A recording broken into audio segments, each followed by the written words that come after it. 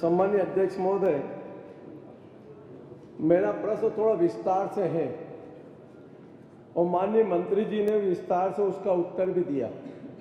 लगभग 700 पेज का उत्तर आया। मैं स्पेसिफिक प्रश्न पूछ रहा हूं आपसे, क्या शराब खरीदने की कोई सरकार की नीति है? यह स्पष्ट कर दे किस नीति के आधार पर सरकार पार्टियों से शराब खरीदती है जो शराब की पूर्ति करते हैं।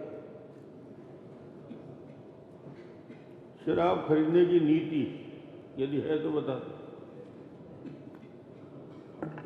माननीय अध्यक्ष महोदय, सरकार छत्तीसगढ़ में शराब नीति उसकी बनी हुई है खरीदी की। उस नीति के तहत सरकार खरीदती है, साथ ही मांग एवं बिक्री के अनुसार मदिरा दुकानों के लिए खरीदी जाती है। मैंने अध्यक्ष महोदय नीति पूछी, क्या आप टेंडर आमंत्रित करते हो? क्या आप कोटेशन आमंत्रित करते हो? क्या राष्ट्रीय स्तर पर करते हो कि प्रदेश स्तर पर करते हो? क्या वह व्यक्ति कौन सप्लाई कर सकता है? किसका टर्नओवर कितना है? यही तो मैं पूछ रहा हूं, नीति क्या है? रेट ऑफर एवं टेंडर के माध्यम से खरीदी की जाए। टेंडर के माध्यम से।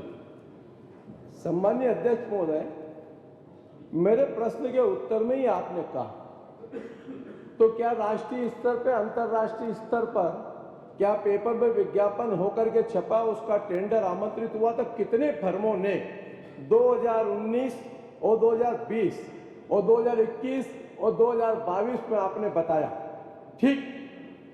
तो कुल छत्तीसगढ़ में 3 ही खाली लोग आए आज तक। यानी चिंता का विषय देश में डिस्टिलरी कितनी है, वो खाली 3 ही लोग छत्तीसगढ़ में सप्लाई करते रहे, और उसमें देसी मदिरा और विदेशी मदिरा दोनों का टेंडर कब तक आमंत्रित किया और कितनी फर्मों ने उसमें भागीदारी निभाई, जरा ये बता दें।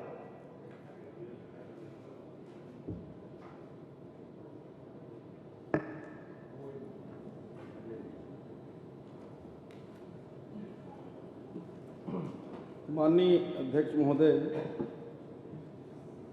जो टेंडर है, मैंने पहले ही बताया कि उसमें टेंडर भी करते हैं और उसमें देसी मदिरा का प्रदेश के केवल 3 ही हमारे डिस्टिलरी हैं, इसलिए 3 ही टेंडर आए होंगे और ये राज्य के अंदर से ही लेना। ये नियम है क्या कि राज्य के लोग ही उसमें टेंडर में भागीदार होंगे? जब पूरे प्रदेश के अंदर मदिरा चाहे देसी हो चाहे विदेशी हो, क्या ऐसा कोई नियम बना है अपना कि राज्य की जो डिस्टिलरी है वही सप्लाई करेगी? ये स्पष्ट दे दें माननीय अध्यक्ष जी सीधा, और अगर नहीं तो मैं बता देता हूं। 2018 में 2018-19 में 37 फर्मों ने मदिरा क्रय करने का आवेदन दिया। 19-20 में 61, 61, 20-21 में 1 अप्रैल 20 से 12 मई 20 तक 21 फर्मों का विदेशी क्रय का आपने दिया। उसी प्रकार से ये अपने आप कम हो गए। 21-22 में खाली 14 फर्में विदेशी आई। विदेशी बोल रहे, वो देशी का जवाब दे। देशी में भी जो बताया 37 फर्में थी, तो 3 तक कहां पहुंच गए? आपको ना देशी से मतलब है ना विदेशी से? मेरे को दोनों से मतलब नहीं, मेरे को तो इस चीज से मतलब है प्रश्न कर रहे हो कि अगर छत्तीसगढ़ में ईडी का पदार्पण हुआ तो दारू से ही हुआ है सर। चलिए बता दीजिए, कुछ बताना है तो।